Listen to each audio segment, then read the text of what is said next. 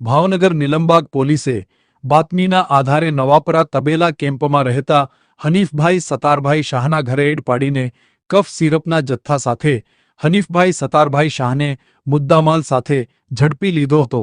જો કે આ કફ સિરપની બોટલો મૂળ ભાવનગરના લીંબડીવાડી સડક અને હાલમાં અમદાવાદ રહેતા ફાઇક ઉર્ફે જોન મૌલાના વહાબભાઈ કુરેશી પાસેથી લાવ્યો હોવાનું જણાવ્યું હતું।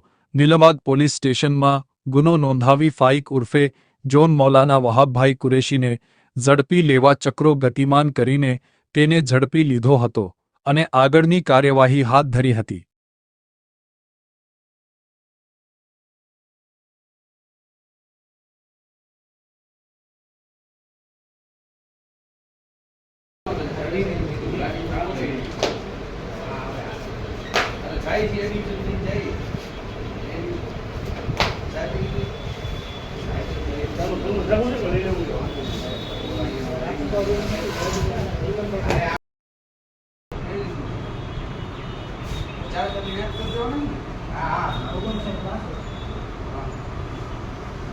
ચારે લઈ જાઓ ચારે